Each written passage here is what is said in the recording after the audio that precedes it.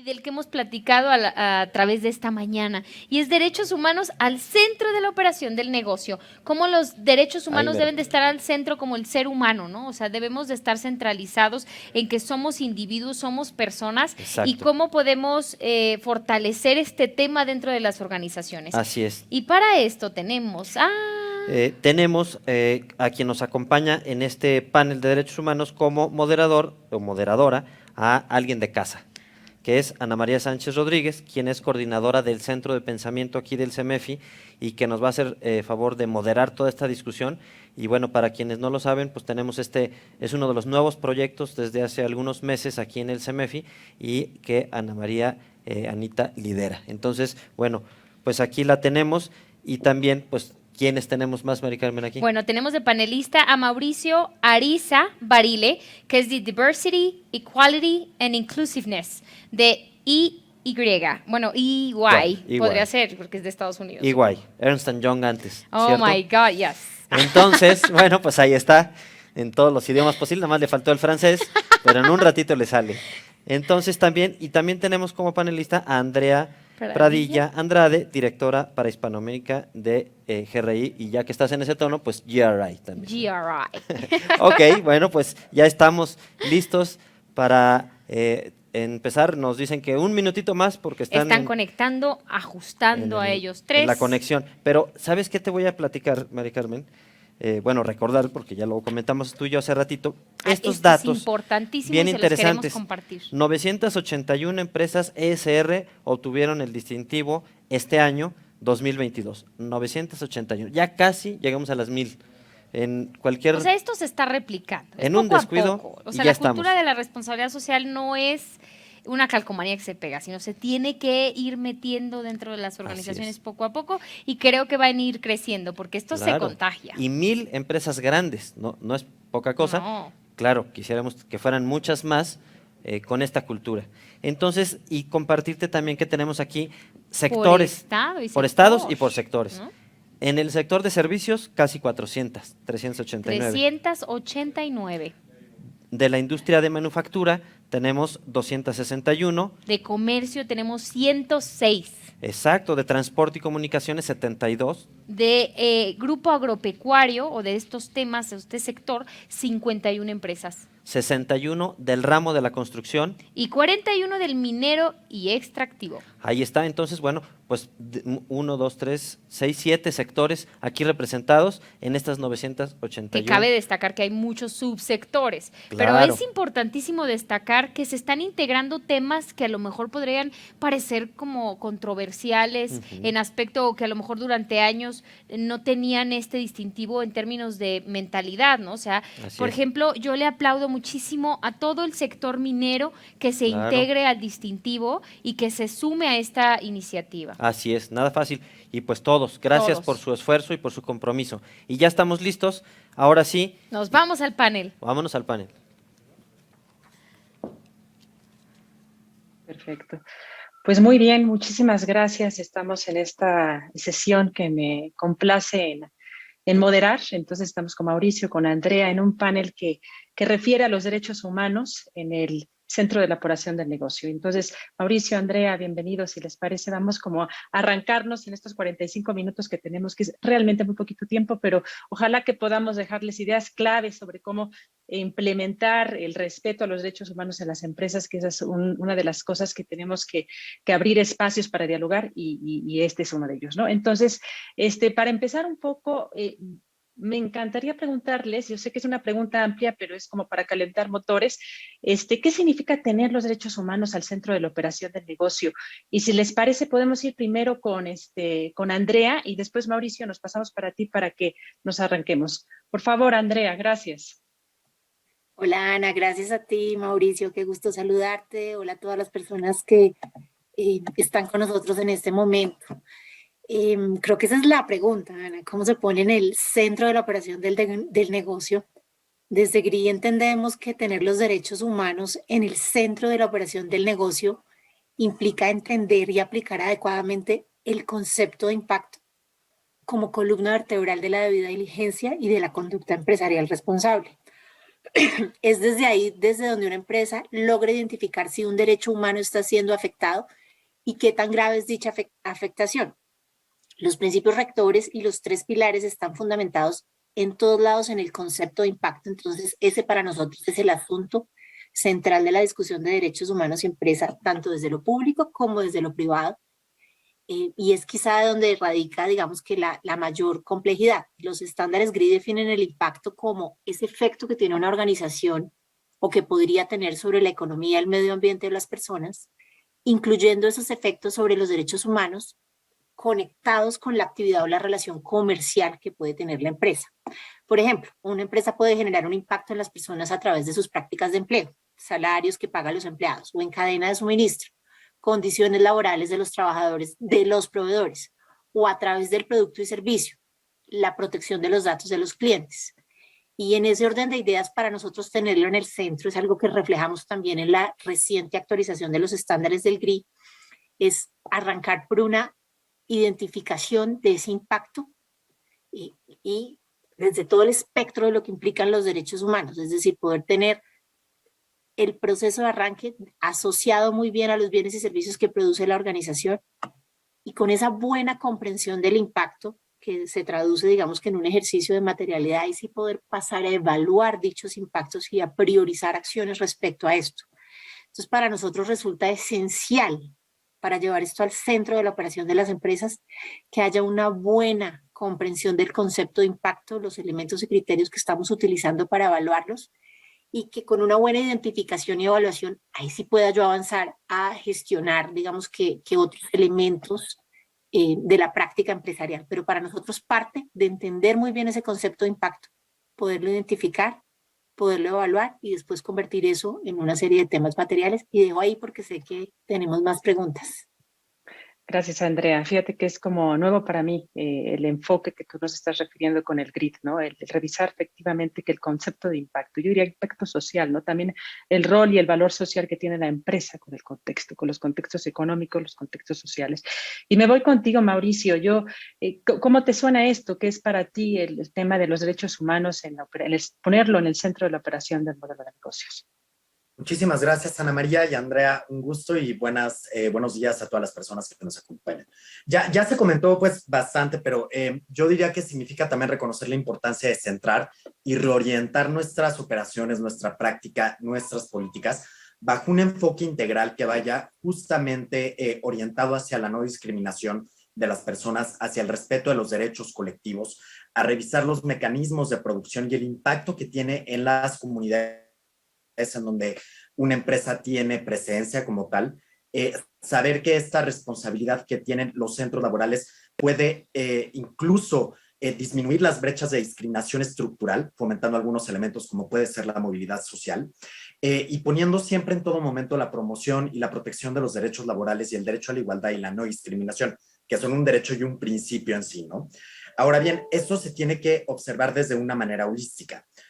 Porque no todas las empresas funcionamos de la misma manera, depende mucho del sector, depende también del tamaño de la empresa, depende del giro, de una cantidad de variables y por tanto no existe una fórmula única que nos pueda ir diciendo cómo vamos a poner los derechos humanos. Existen principios básicos a los cuales todos los centros de trabajo tienen que adherirse, como ya lo comenté, todo lo que tiene que ser el trabajo con las comunidades, la no discriminación, revisar incluso cómo podemos fomentar mecanismos de proveeduría diversa para fomentar algunas estrategias.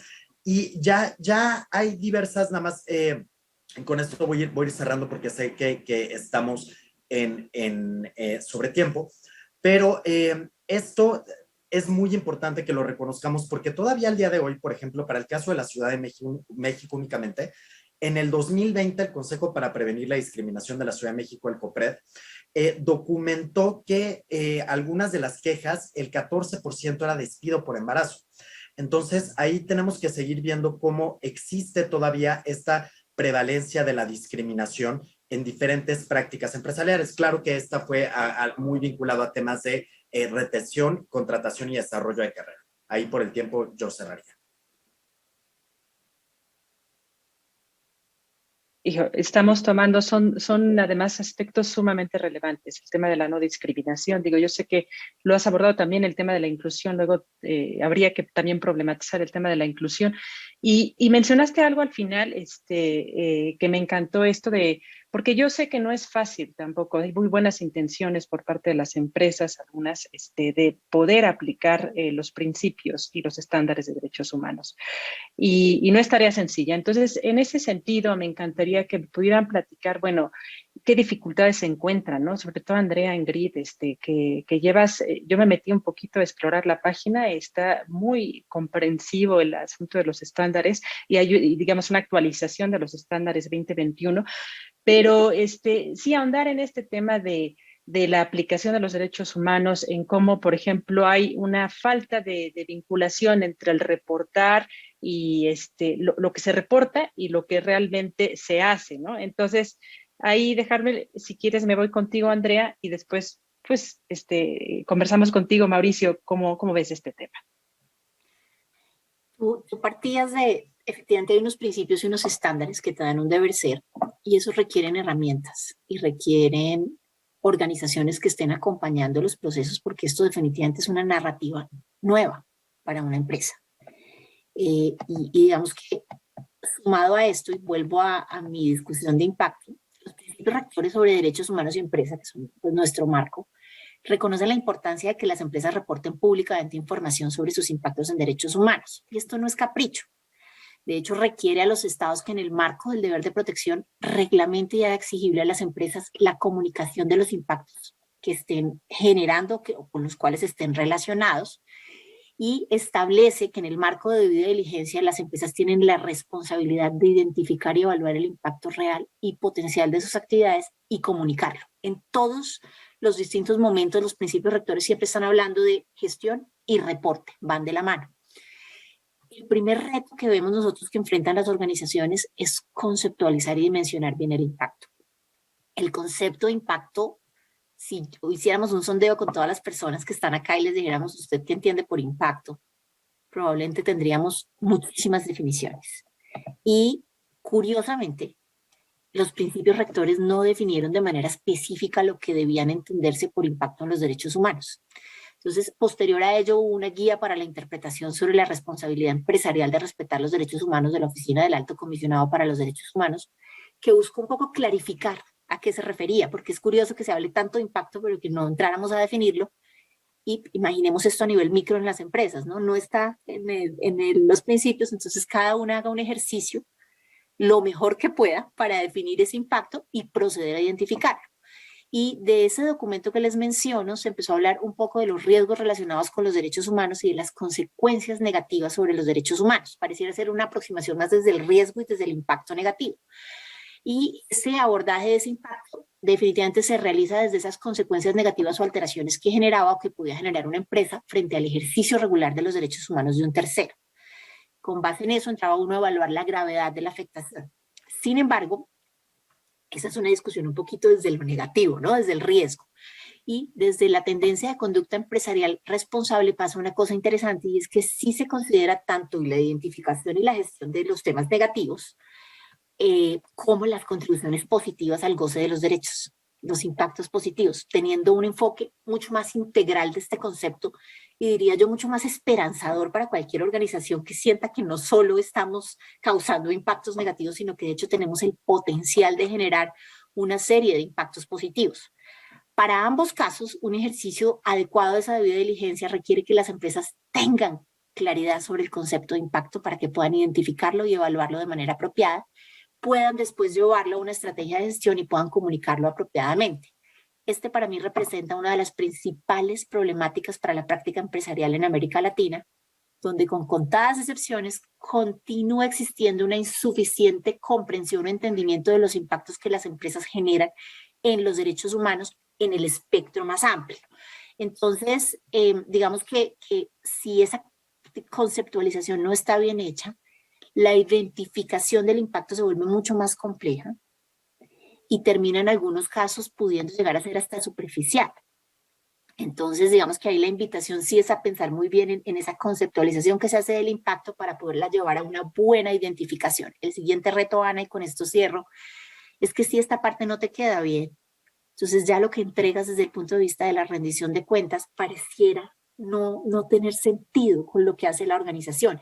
Y nosotros en lo que hemos investigado, tenemos un estudio donde revisamos el año pasado 100 reportes de empresas latinoamericanas y después las entrevistamos para ver si lo que estaba en el reporte correspondía a lo que efectivamente estaban gestionando. Una de las cosas que encontrábamos es que buena parte de la rendición de cuentas se enfocaba en contar las acciones para mitigar el impacto, pero en la rendición de cuentas no se hablaba nunca de cuál era ese impacto ni cómo se había identificado. Entonces los grupos de interés quedaban un poco desconectados del ejercicio. Y pues bueno, espero que podamos ahondar un poco más frente a los retos, pero yo diría el principal es ese, conceptualizarlo bien para poder identificarlo y posteriormente evaluarlo. Fíjate qué interesante. Hay como dos niveles, ¿no? El impacto, tú mencionas los impactos negativos, pero también visibilizar los impactos positivos. Y son impactos que yo veo que tienen las empresas hacia afuera, sus contextos, digamos, porque finalmente son parte de contextos. Pero me gustaría referirme, por ejemplo, Mauricio, y algo que mencionabas que yo creo que también son lo que infiere la empresa, lo que tiene que hacer la empresa de respetar los derechos humanos hacia adentro, ¿no? Por ejemplo, el tema de la no discriminación. Ya mencionabas este aspecto, por ejemplo, de la prevalencia de los despidos a mujeres embarazadas, y eso no cesa, ¿no? Entonces, está bien interesante porque los derechos humanos nos compelen a actuar hacia afuera, pero sobre todo teniendo congruencia hacia dentro de la empresa. Y ahí sí, Mauricio, platícanos un poquito de eso.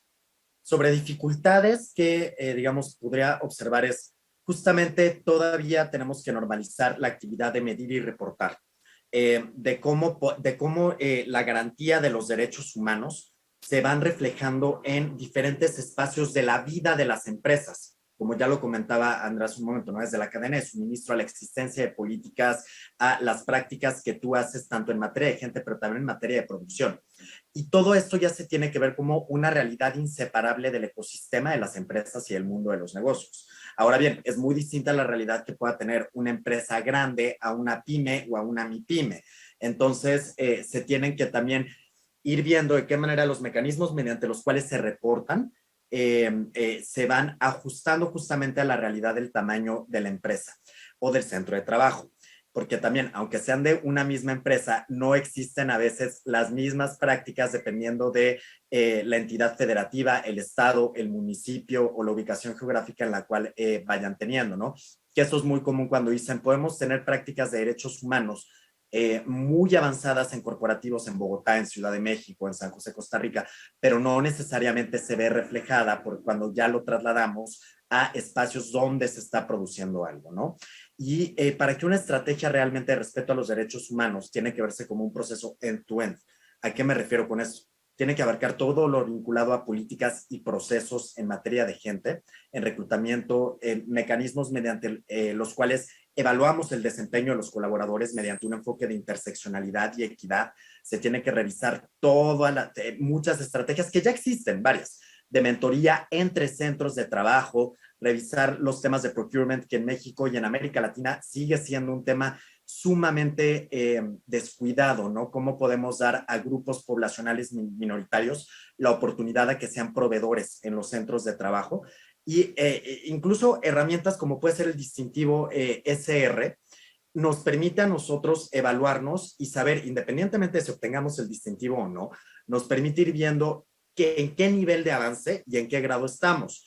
Y hay otros, como los WEBs, los principios de ONU Mujeres para el empoderamiento de las mujeres en las empresas, la comunidad de cuales, HRC Equidad MX, un punto también es, y con esto ya cierro, es reconocer que el respeto a los derechos humanos va a impactar positivamente en toda la organización. O sea, si ya lo queremos ver desde un aspecto también muy crudo, va a impactar también en un tema positivo en materia de negocios, pero también en el largo plazo, porque justamente va a evitar que más personas renuncien por casos de discriminación, va a evitar que se tengan algunos problemas relacionados con violaciones a un derecho al medio ambiente sano. Es decir, se tiene que observar como ya parte del día a día de lo que están haciendo los centros laborales.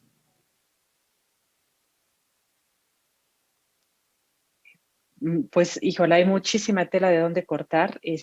Algo que me gustaría enfocarme es esto que ya mencionabas, Mauricio, del tamaño de las empresas, ¿no? Entonces, ¿en qué repercute esto, digamos, para el cumplimiento de los estándares? Y mencionabas también algo, Andrea, de la revisión de 100 reportes de empresas en Latinoamérica, ¿no? Pues que nos platicaras un poquito de esto, de esa revisión de cuentas, de cómo, sí quisiera, y tenemos tiempo, ¿eh? No me gustaría que no se preocupen, yo espero que los organizadores me indiquen directamente cuánto tiempo tenemos para que no nos clavemos y nos pasemos el panel, pero no lo creo, por ahí están pendientes.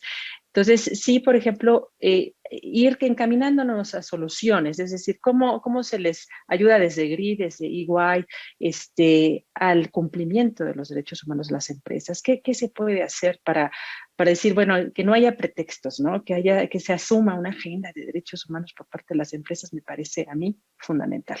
Andrea. Bien. Me encanta tu pregunta porque es propositiva y al final, si bien hay muchísimos retos, este tema tiene muchísimas oportunidades. Y es sobre eso sobre lo que me quisiera yo referir. Yo creo que hay como distintos estadios en los que una organización puede avanzar en estos temas. Hay un primer paso donde uno tiene que descubrir el tema. Si yo no lo conozco, debo descubrirlo. Y para eso hay muchísimas herramientas y muchísimas organizaciones en México, en toda Latinoamérica y en el mundo, apoyando aumentar estos niveles de conciencia y estos, digamos que, procesos de descubrir dentro de una organización. Descubierto un tema, debo tomar la decisión de hacer algo frente a ese tema. En el caso nuestro estamos absolutamente convencidos de que reportar es el punto de partida. A la gente le gusta pensar que uno reporta después de gestionar. Nosotros creemos que ese primer reporte es de hecho esa evaluación, esa, digamos que línea base de hacia dónde voy, y para eso sugerimos la aplicación del estándar GRI 3. Es el que nos da un proceso para aproximarnos a hacer esa debida diligencia en derechos humanos que me va a llevar a identificar unos temas prioritarios en los que debo trabajar. Es bien importante que las organizaciones entiendan que no tiene que hacerse todo, sino que hay que identificar y priorizar. Descubierto el tema, arrancado un proceso de reporte, es importante que la empresa se comprometa a madurar. Los temas de derechos humanos, entre más los conoces, más retos te imponen. Y eso es maravilloso porque eso garantiza que una organización no se va a quedar quieta, sino que va a estar en constante movimiento. Entonces, eso digamos que en términos generales. Pero a mí me gusta poderlo aterrizar un poco más a lo micro y a lo práctico de lo que aprendimos revisando esos 100 reportes. El primer aprendizaje, sin duda, es que toca definir el concepto de impacto. No quiero irme sin dejarles ese mensaje. Es fundamental que entiendan qué es impacto antes de ponerse a hablar de derechos humanos. Comprendido que es un impacto, ahí sí procedo a identificarlo, a evaluarlo y a priorizar. Sería el segundo hallazgo. El tercer elemento se conecta con algo que Mauricio ya mencionaba, es perderle el miedo a hablar de derechos humanos, como son en el espectro amplio. En Latinoamérica tenemos un sesgo histórico muy complicado a la hora de hablar de derechos humanos. Yo recuerdo mis primeras discusiones hace unos 10 o 15 años donde las empresas decían, es que yo no mato gente, ¿no? Y especialmente yo siendo colombiana en el contexto que ustedes ya todos conocen, esa era la aproximación muy primaria de las empresas. Cuando uno va comprendiendo que tiene el catálogo de los derechos humanos, sabe que operar es hablar de derechos humanos y existe todavía dentro de las empresas un poco esa noción de que los impactos en derechos humanos son de un espectro limitado o son un tema de gestión, pero uno no sale a hablar de eso públicamente y eso tiene que superarse. Tenemos que quitarle el sesgo mental a eso. El cuarto elemento es que hay una inmensa oportunidad de construir capital social para las empresas. Y ese capital social es una cuenta que uno tiene en el banco que utiliza cada vez que hay una crisis. ¿Por qué? Porque cuando uno opera en clave de derechos humanos, al identificar esos impactos debe mapear actores y debe identificar entre los grupos de interés cuáles son titulares de derechos y debe incluirlos en ese proceso. Y al hacer esa inclusión yo estoy generando confianza, estoy generando vínculos, estoy conociendo a mis grupos de interés. Entonces ahí hay una inmensa oportunidad. Hay una quinta oportunidad que es la oportunidad de trabajar en consensos internos al interior de las organizaciones, con el área legal, con el área de riesgo y con el área de compliance. ¿Por porque yo necesariamente voy a tener que ajustar mi matriz de riesgo y debo integrar estos análisis y estas priorizaciones de impactos en derechos humanos dentro de esos modelos tradicionales de riesgo corporativo y enmarcarlo en la lógica del negocio. Y eso necesariamente me va a implicar sentarme a hablar con el área legal y el área de compliance y el área de riesgo y incluir un riesgo no tradicional que de pronto no veníamos mapeando.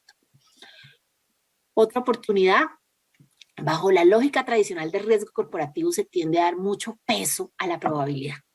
¿Qué tan grave es el impacto y qué tan probable es que esto me vaya a ocurrir? Y los impactos en derechos humanos y los temas sociales no siempre se miden en qué tan probable. Miren la pandemia. La pandemia era un riesgo netamente social que en ninguna matriz de riesgo corporativo estaba en ese momento. Y porque la mayoría de matrices están es vía gravedad y vía probabilidad. Y ahí es clave poder realizar una evaluación del impacto sin los controles. Es decir, como si la empresa no estuviera haciendo nada frente al impacto, no tuviera ningún tipo de gestión al respecto, para poder identificar cuáles son esos impactos prioritarios, porque muchas veces las empresas no priorizan algún asunto importante porque ya tienen algún tipo de gestión y consideran que el riesgo se bajó. Entonces es importante, digamos, que analizar eso. Una séptima oportunidad, comprometerse a mejorar y madurar en la integración, es decir, estos son ejercicios muy dinámicos y no estáticos frente a los derechos humanos. Entonces hay que estar como muy abiertos a jugar el videojuego, ¿no? ¿Cuál es el siguiente nivel? ¿Qué viene? ¿Qué viene? Porque en la medida en que yo profundice, y lo decía Mauricio, las cadenas de abastecimiento y de suministro, si yo chequeo el primer tier de la cadena, me falta el segundo y el tercero. Entonces siempre habrá algo más en lo que yo pueda profundizar en mi gestión. El octavo es una inmensa oportunidad que veo yo, que superar el temor que da rendir cuentas sobre el impacto. Y casi que un sesgo que tenemos los latinos de equiparar impactos en derechos humanos a errores, delitos o cosas que están mal hechas. Los impactos ocurren nada más por levantarnos a vivir, pero pareciera que a nosotros nos dicen impactos y pensamos que estamos hablando de delitos o errores que cometió la empresa, y no necesariamente, son consecuencias que ocurren derivadas de una gestión. Algunas de ellas serán negativas, pero también hay muchos que son positivos, entonces hay que salir un poco de esa lógica. Y hay que darse la oportunidad también de hablar de los impactos negativos. Y esa sería mi última recomendación. Yo me refiero mucho a la película Encanto, que estuvo tan de moda en Latinoamérica a comienzos de este año, y le digo a esto hablar de Bruno, ¿no? Cuando como empresas decimos no vamos a hablar de los impactos negativos, el impacto negativo va creciendo, va creciendo, va creciendo.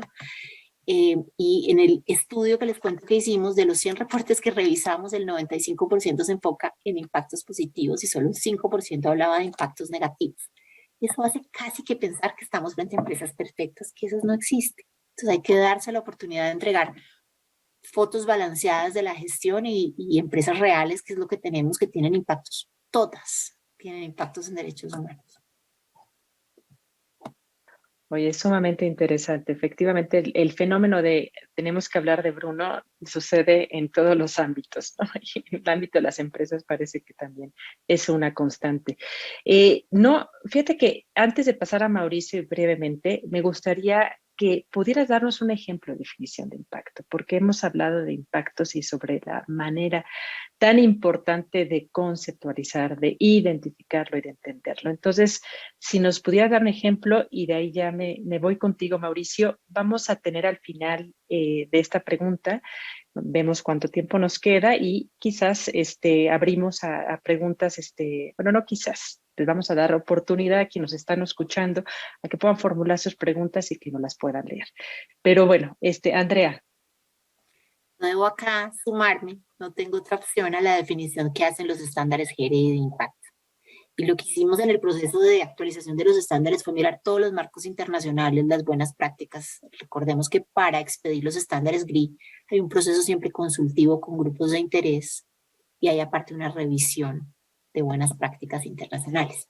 Los estándares GRI definen el impacto como el efecto que tiene una organización o que tiene hoy o que podría tener sobre la economía, el medio ambiente o las personas, incluyendo los efectos sobre los derechos humanos como resultado de las actividades o relaciones comerciales de la organización.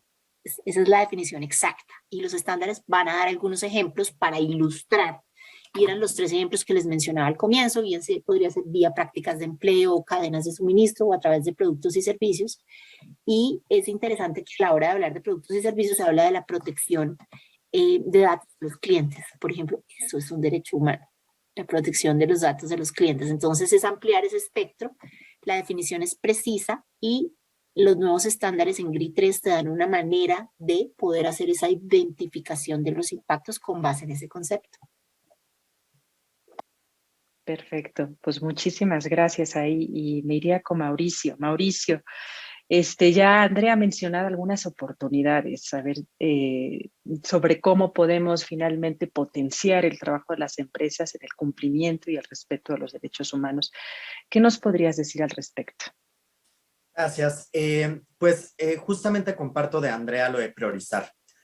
Muchas veces hemos visto que cuando una empresa, y estoy hablando ahorita de empresas grandes, porque es una realidad a la cual yo me siento más identificado y más cercano, pero intentan abarcar desde a la par elementos que van justamente obedeciendo a un enfoque interseccional, pero no lo construyen de una manera estructurada. Entonces, por un lado, quieren, no sé, contratar masivamente a personas que viven con algún tipo de discapacidad, pero no se han adecuado las instalaciones para que éstas sean realmente accesibles para todos los tipos de discapacidades, no solo para sillas de ruedas, ¿no? O no se han capacitado a los equipos de trabajo. Entonces, se tiene que priorizar mediante una estrategia hacia dónde lo queremos llevar y que esto no sea reactivo, sino sea proactivo. Es decir, cuando hemos visto que se hace una reforma al Código Sustantivo de Trabajo en Colombia o a la Ley Federal del Trabajo en México, y eso hace que todas las empresas empiecen, lo tenemos que hacer, lo tenemos que hacer, lo tenemos que hacer. Y esto yo me di cuenta porque yo venía al servicio público antes de ingresar a la firma y yo venía casi con mi ley en mano de esto lo tenemos que hacer porque así dice la Ley Federal del Trabajo. Y me di cuenta que a veces ese no era el discurso, porque es un discurso un tanto punitivo de lo tienes que hacer porque así lo determina tal legislación o tal normatividad. Entonces, cuando se hace de una manera proactiva y se va normalizando, y es un proceso que tarda años, ojo, no es de un día para otro, toda la adecuación de los derechos humanos, que también cuando estamos hablando de derechos humanos, ¿en qué estamos hablando? Estamos hablando de derechos civiles y políticos, como puede ser, por ejemplo, el reconocimiento a las identidades de las personas trans, que ahí estás hablando de un derecho civil y político, o estamos hablando de derechos económicos, sociales y culturales, como pueden ser todas las prácticas vinculadas a lo laboral, o derechos colectivos, como ya es el respeto al medio ambiente. Y a mí me gusta mucho que ya existen algunas herramientas que nos permiten justamente medirnos. Lo que no se mide no se puede mejorar, ¿no? Y algunos de estos pueden ser y que ya los comenté, pero las personas que no hayan hecho estos ejercicios de estas herramientas que a la vez son gratuitas, como los principios de ONU Mujeres para el empoderamiento de las mujeres en las empresas, pues se hacen justamente mediante esta plataforma que es el Gender Gap Analysis Tool, te regresan tu diagnóstico, al menos en cómo estás en materia de equidad de género. Y recientemente, la Oficina del Alto Comisionado de la Alta Comisionada de las Naciones Unidas para los Derechos Humanos sacó algo similar para poblaciones LGBT. Entonces, ya existen estas plataformas que son gratuitas, digamos, al menos la parte de la medición, o los rankings de la comunidad de Quales, que tienen presencia en casi todos los países de América Latina, y medirte no cuesta. Lo que quizás ya va a determinar una inversión tanto financiera como capital, como en otros aspectos, va a ser cómo llevamos estos resultados, estos diagnósticos que se me están a mí entregando, y los llevamos a la práctica, ¿no? Entonces, yo creo que esa es uno de los retos, y algo que a mí me gusta es que cada vez muchas empresas y muchos centros nos vamos poniendo la vara más alta en función de que reconocemos que hemos hecho determinados avances, pero se observa como un proceso evolutivo. Y esto también se observa desde los organismos certificadores o los organismos que van midiendo el impacto de los derechos humanos en las empresas. También han ido avanzando, ¿no? Estamos incluso viendo que la realidad de los derechos humanos en las empresas no es estática, sino es dinámica. Has tocado como 3 elementos increíbles. Bueno, uno que me encanta, que es el enfoque interseccional, ¿no? Entonces, el enfoque que se dice fácil, pero es verdaderamente complicado, ¿no? Aterrizar. Y ahí mencionabas el ejemplo de las personas con discapacidad, ¿no? Entonces, yo no sé si tengas, por ejemplo, alguna ejemplo, alguna experiencia que nos puedas relatar de cómo poder ver, aplicar y cumplir con el respeto a los derechos humanos desde este enfoque interseccional, porque también entendamos que los derechos humanos han ido evolucionando en el sentido de que la interseccionalidad no se incorporó de la noche a la mañana, ha sido todo un proceso evolutivo, como tú bien lo platicabas en cuestión de los organismos certificadores, ¿no? Entonces, no sé si nos puedas como comentar alguna experiencia ahí, Mauricio, que pueda ayudarles a las personas que nos están escuchando, cómo se aplica esto, qué es este enfoque de la interseccionalidad. Perfecto. Algo que recomendamos mucho nosotros es evitar algo que se llama la inclusión daltónica. Es decir, cuando haces las estrategias de respeto a los derechos o de respeto a la inclusión, como si todas las personas con discapacidad fueran iguales, como si todas las mujeres pudieran entrar en la misma caja o las personas LGBT, como si todas cupiéramos en el mismo espectro. Porque ciertamente todas las personas nos van atravesando diferentes realidades. Y por eso cuando ustedes vayan construyendo, por ejemplo, su política para prevenir la discriminación en el centro laboral, ¿no? Que esa abarque la mayor cantidad de categorías protegidas por las legislaciones en materia de derechos humanos y que no sean excluyentes y que sean enunciativas más no limitativas, para que justamente conforme a eso vayamos combatiendo, en este caso, la discriminación, pero desde todos los espectros, ¿no? Y cuando vayamos, a mí me gusta mucho una monografía que una vez vi, una imagen que decía, justo hoy que es 1 de junio, que decía Pride Today o Orgullo Hoy, bienvenidas todas las personas, y en la imagen se veía una bandera LGBT, pero había unas escaleras y una persona en silla de ruedas no podía ingresar a la reunión, ¿no?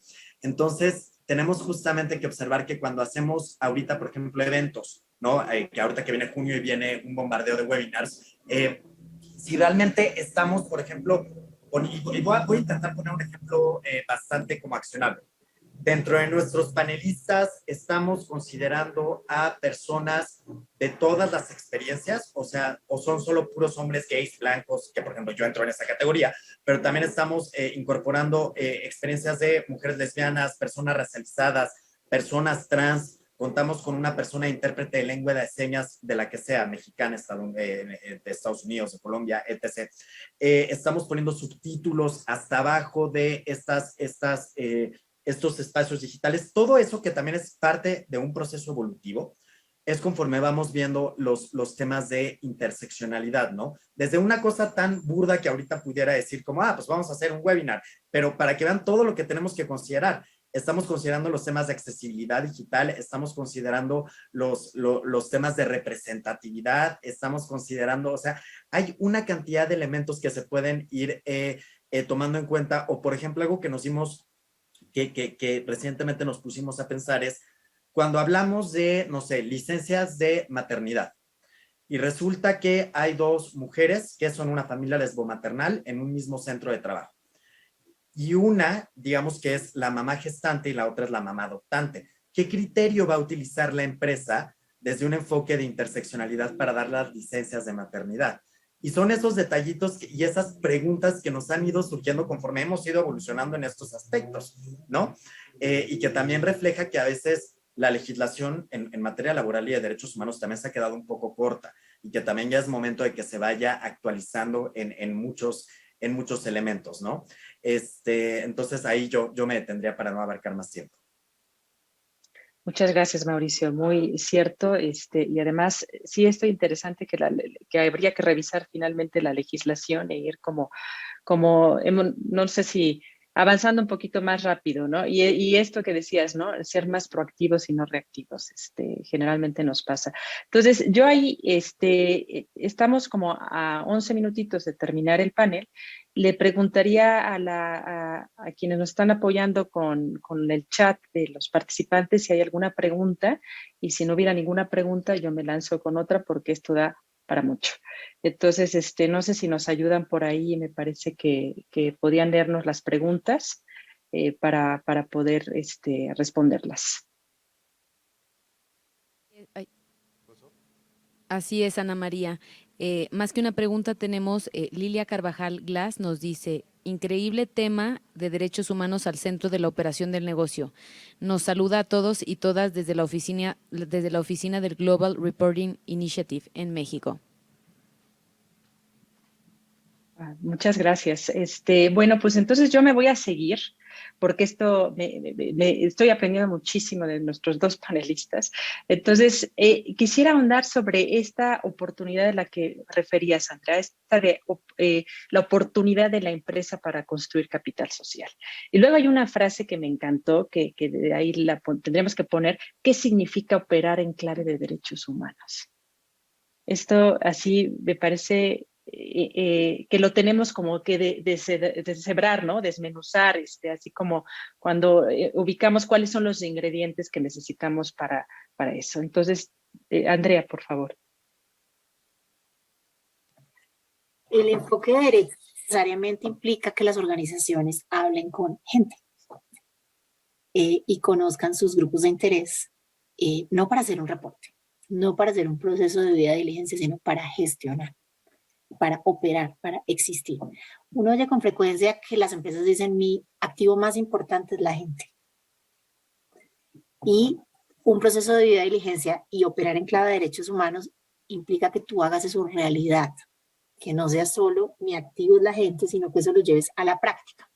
Cuando yo hablo de capital social, ¿a qué me refiero? Y es en esos procesos de relacionamiento con grupos de interés, el GRI desde hace ya un buen tiempo tiene un principio que se llama Stakeholder Engagement, relacionamiento con grupos de interés, donde yo como empresa debo contar cómo prioricé mis grupos de interés, con quiénes hablé, qué canales utilicé. Y al final tú tienes que poner eso en el reporte, pero lo que hay detrás de eso es la pregunta central de cómo construir capital social como organización. En la pandemia eso sí que fue importante. Yo digo que las empresas era como si cada una tuviera su cuenta de capital social en el banco. Llegó la pandemia y todas las empresas y todos los seres humanos tuvimos que improvisar. Nadie sabía qué hacer.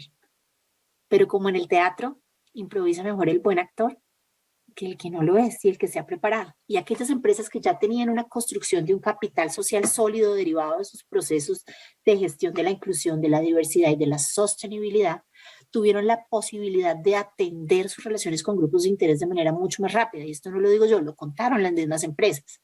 No tuvieron que entrar a correr a mirar quiénes eran sus empleados porque ya sabían quiénes eran sus empleados, en qué condiciones estaban sus empleados y pudieron anticiparse esas dinámicas. Lo mismo ocurrió con los proveedores.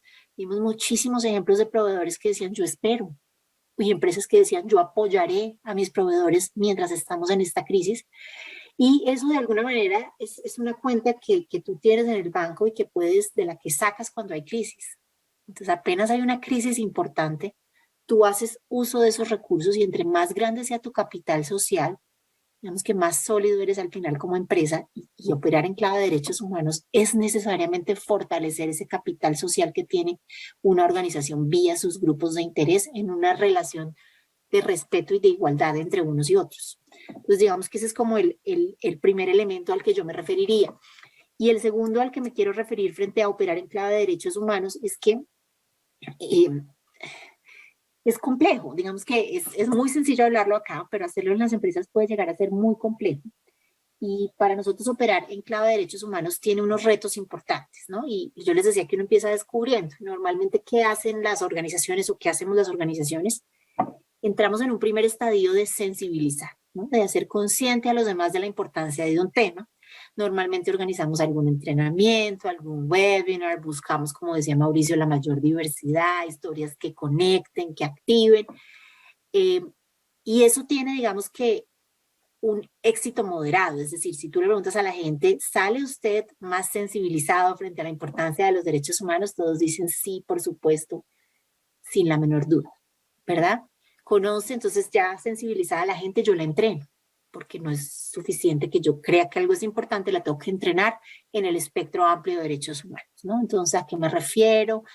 ¿Quiénes son los sujetos de derechos humanos? ¿Cómo se afectan en las operaciones? Y ahí chequeas el segundo estadio y dices, perfecto, ya están sensibilizados y aparte están entrenados. Y la gente vuelve el lunes a operar en sus empresas como ha sido medida siempre, y el 90% de las decisiones que ustedes y yo tomamos parten de cosas que aprendimos siendo muy pequeños y que no necesariamente incluían los temas de derechos humanos ni en la operación de las empresas ni en las discusiones que teníamos como sociedad.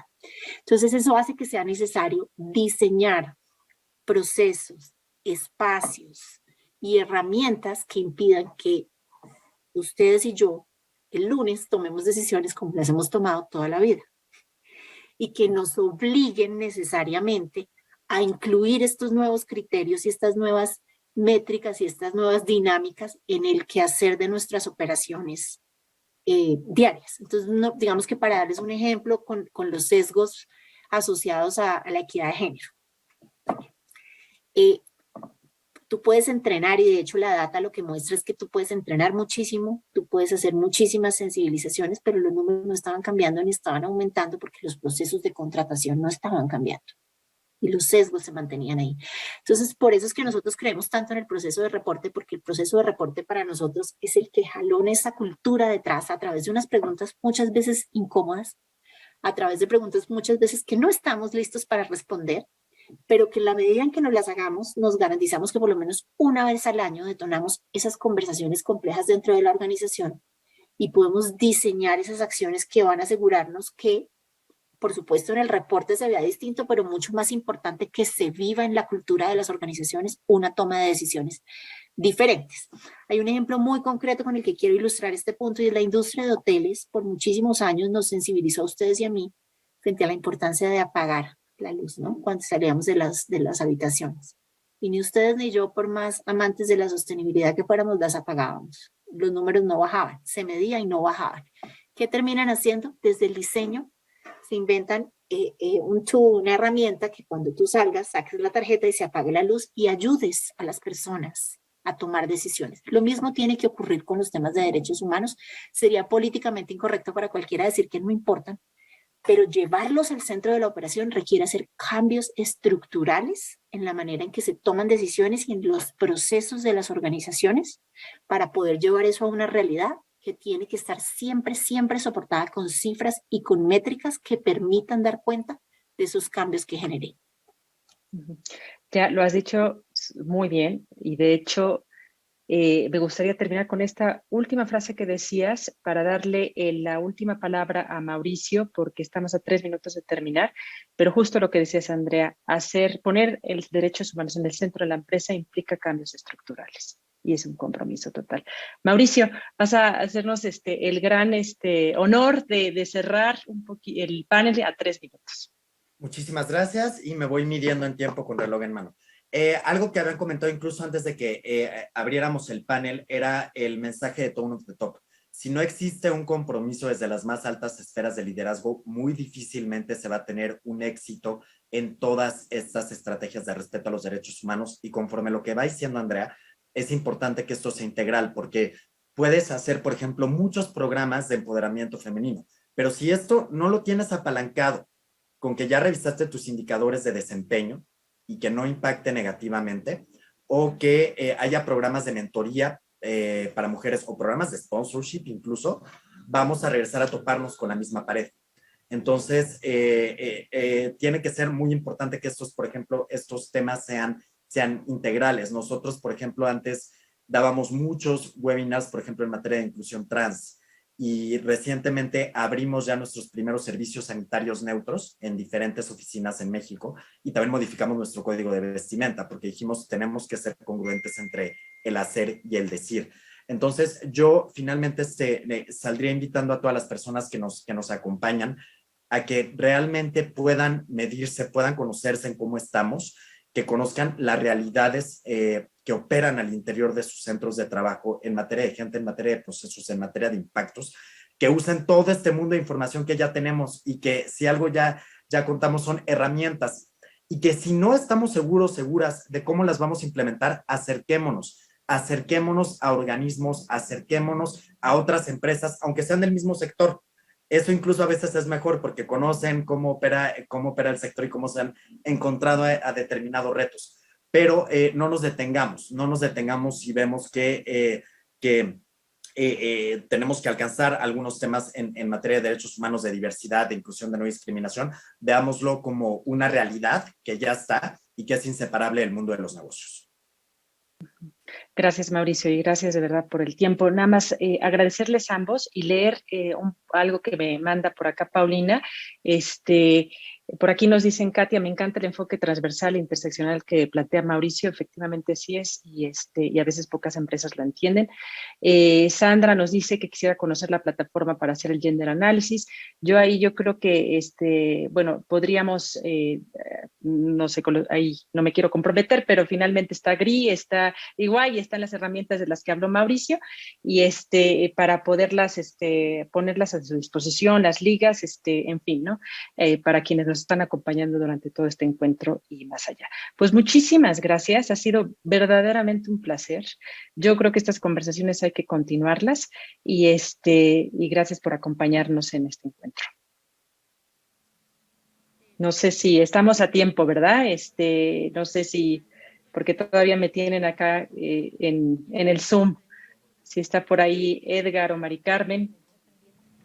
Ana María, muchísimas gracias. Valiosísima la información que nos compartieron y sí, justo a tiempo. Así es, como relojito, gracias Anita. Y bueno, pues ahora pasa el momento de agradecerles su participación y entregarles unos reconocimientos. Por eso les presentamos este reconocimiento a Ana María Sánchez Rodríguez, que es la coordinadora del Centro del Pensamiento de CEMEFI. Y también agradecemos y entregamos este reconocimiento a Mauricio Ariza Barile, de Diversidad, Equidad e Inclusión de EY. Tenemos a Andrea Pradilla Andrade, directora para Hispanoamérica de GRI o GRI. Muy bien, pues muchas gracias a los tres.